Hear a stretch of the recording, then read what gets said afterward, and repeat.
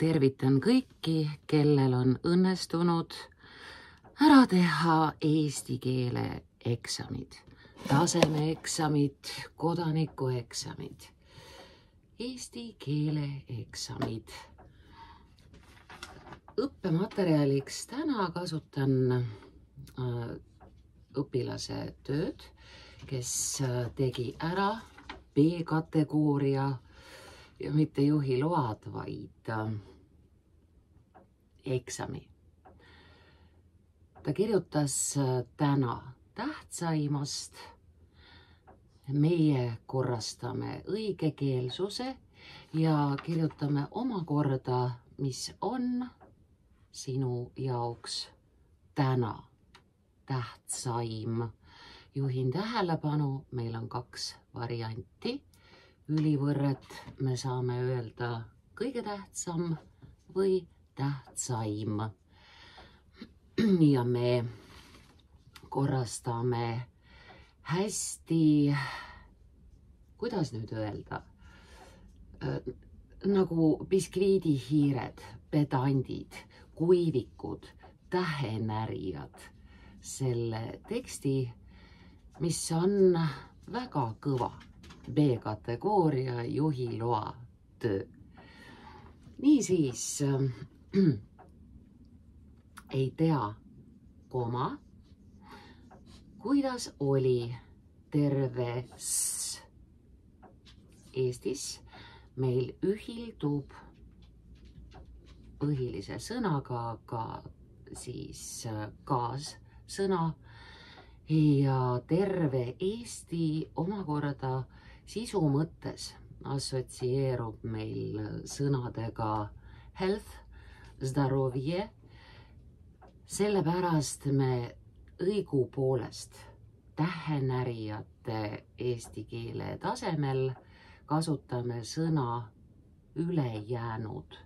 Võib kasutada ka kogu, aga pigem ülejäänud, sest meil ongi suhtumine teatavasti Eestis seesugune, et on Tallinn ja ülejäänud Eesti nööppintsaku küljes tähtsam kui kõik muu jäme.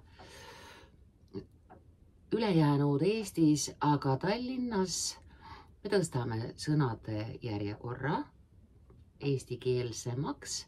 Tallinnas toimus sel aastal 100% üks sõna, poolitusmärk rea lõpus. 100% hullumaja Chapiteau tsirkusega. Guugeldasin Chapiteau, see on mütsike prantsuse keeles ja selle mütsikese tähendus on meie jaoks tavalisem tivoli. See on siis ringi sõitev tivoli, nii et piisab sõnast tsirkusega, aga kummalisel kombel samavõrd kui slaavlased armastavad kasutada prantsuskeelseid väljendeid, kasutame meie omakorda vene keelest laenatud nimetusi, ilma et me enamasti teaksime, et need tulevad vene keelest. Palagan. Mina eelistaksingi sõna palaganiga. Asi on selles, et Eestis tõstame sõnade järjekorra eestikeelseks eesti keeleks. Toimusid sel aastal kohalikud valimised. Tegelikult peaks ka järgmise lause sõnade järjekorda muutma. Kordan, tegemist on hästi kirjutatud tekstiga, aga meie võtame asja grammatiliselt väga pulkadeks. Niisiis, tõstame sõnad järjest kordas edasi. Asi on muidugi väga vajalik ja tähtis. Noh, aga seekord ma ei taha arutleda. Ahaa, mille teemal? autor peab silmas parteide teemal. Partii tuleb meile inglise keelest. Party on nii partei kui pidu. Eesti keeles see sõna partii on kohe päris mitu asja. See on malepartii, see on kaubapartii, see on rinnapartii ja kui õnnestub inimesel edukalt abielluda, siis see on lihtsalt hea partii. Sooviksin võib-olla ehk kogeda, ent mitte sellest. Pigem tahaksin rääkida inimestest. Sel aastal, ja me tõstame ettepoole sõna langetasid, sel aastal langetas palju mu sõpru otsuse, mis toimub. Sõna palju on sisult mitmuslik, aga sõna ise on ainsuslik. Samasugused vigurid on meil ka enamus, enamik, paar, tosin. Sõna tähendab paljut, aga sõna ise on ainsuses. Sellepärast langetas palju sõpru ja otsuse langetas ta sellepärast, see palju sõpru, et kui me eesti keeles ütleme langetas otsust, siis on asi käsil. Me alles langetame otsust. Kui me langetame otsuse, siis on tehtud. Done. Finito. Niisiis langetas otsuse valimistel ja ma teen ettepaneku siinkohal kasutada sõna pigem kandideerida. Osalemine, see nagu oleks see, et sa lähed valima.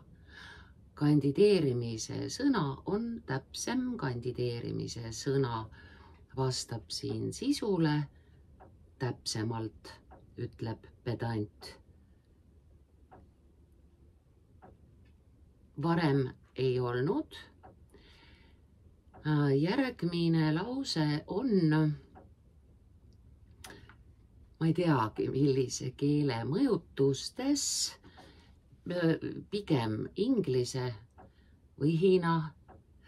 Igatahes me korrigeerime asja mõningate käänete muutmisega. Varem ei olnud ühelgi neist märgatud mingeid poliitilisi eelistusi. Ja see on inglise kõrvalmaiguga. Olgu siis nii, võib ka öelda, ma ei olnud varem ühelgi neist märganud mingeid poliitilisi eelistusi.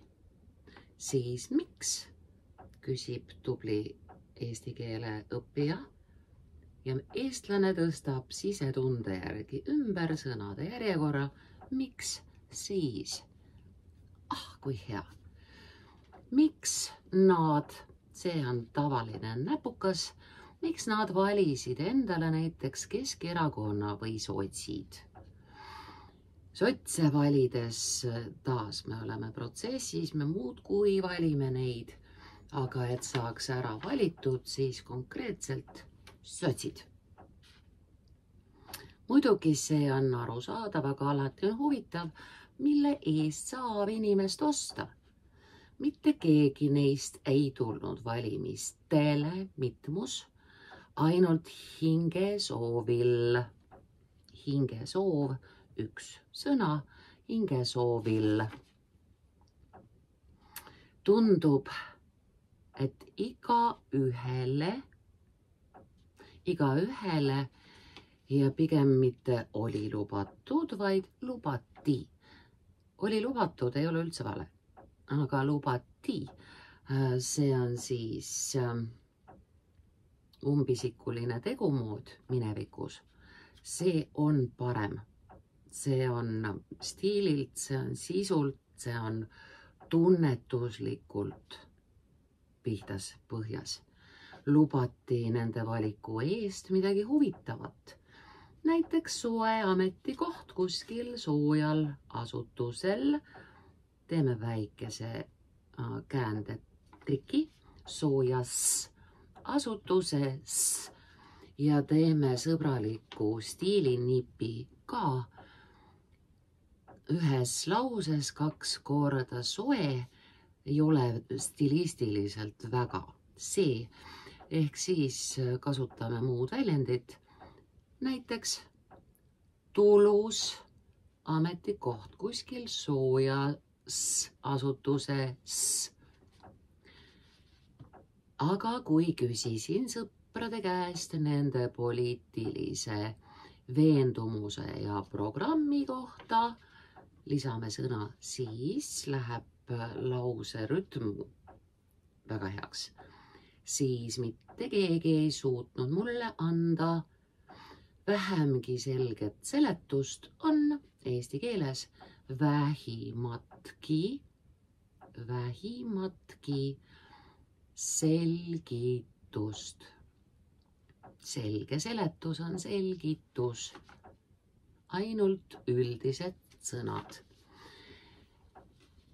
Meil selle teksti autoriga on täpselt vastupidised kogemused. Minu head sõbrad-tuttavad nõustusid kandideerima väga sügavast missioonitundest, väga kindla teadmisega, mida on vaja ühiskonnas muuta,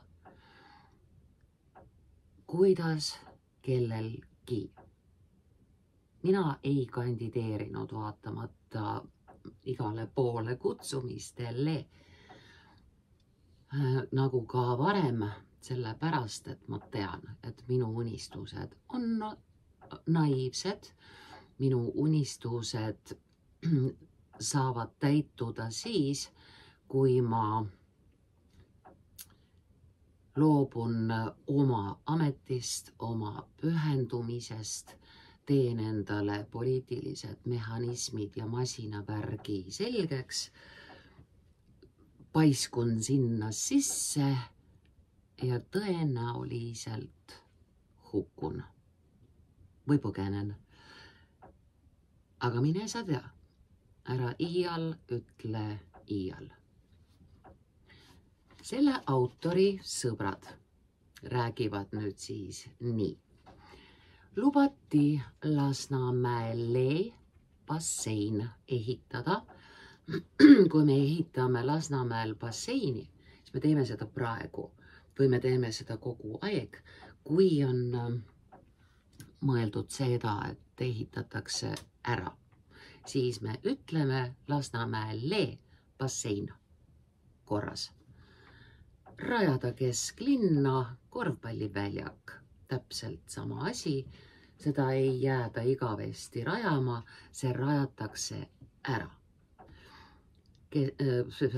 Lubati saata kogu Tallinn kosmosesse. Kosmos tuleb meile õnneks koju. Atlas, Lemon, Swan ja veel terve suur seltskond on võtnud kursi, üllatus, üllatus, meile külla. Tšutšufrei.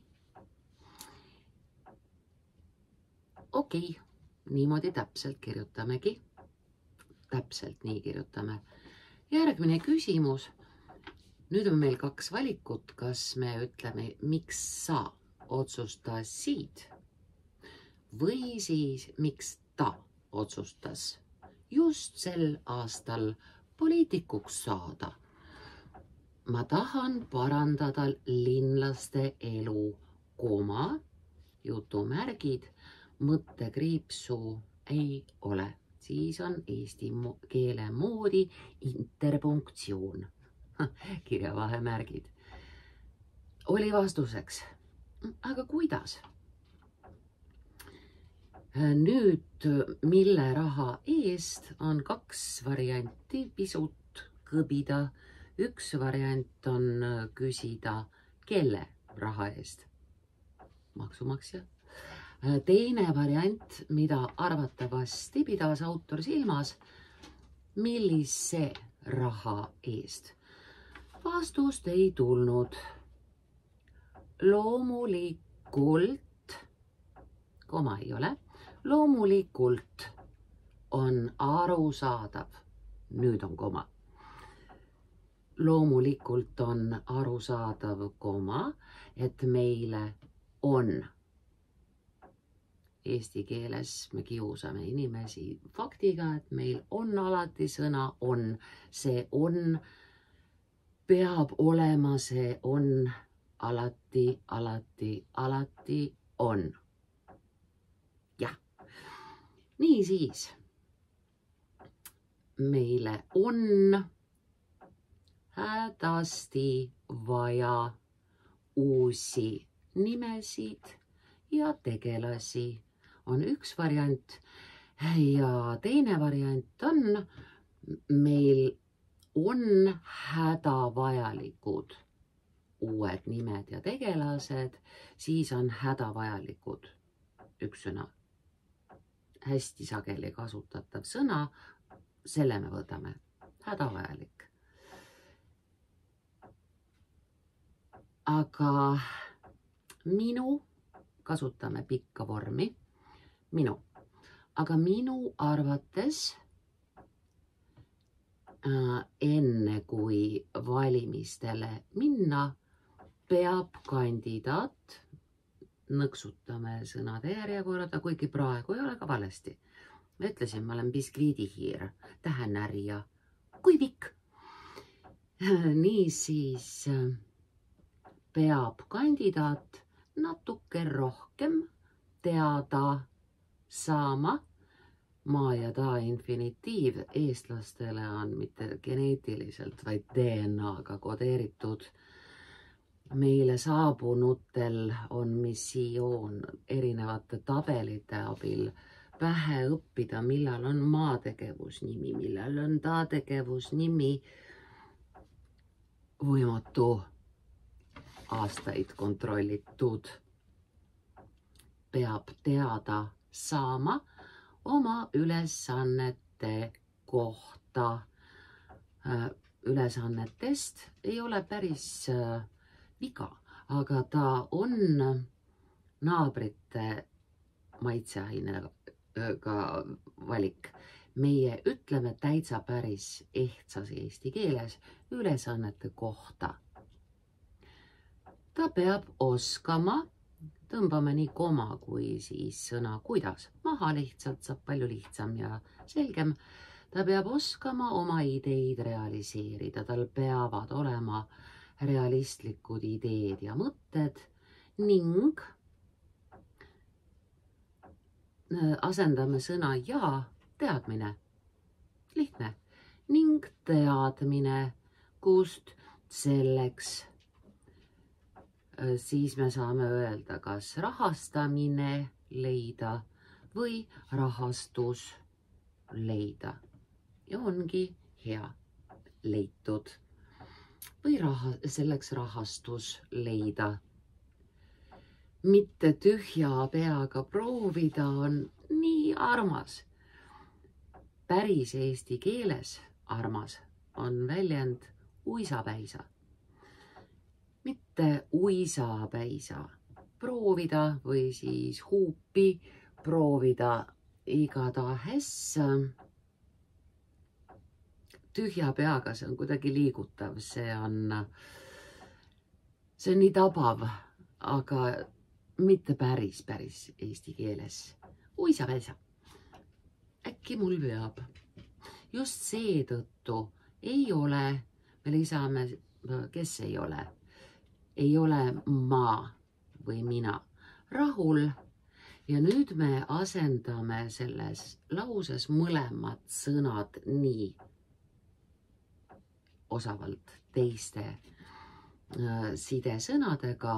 Ei ole rahul, ei valimiste ega uute inimestega.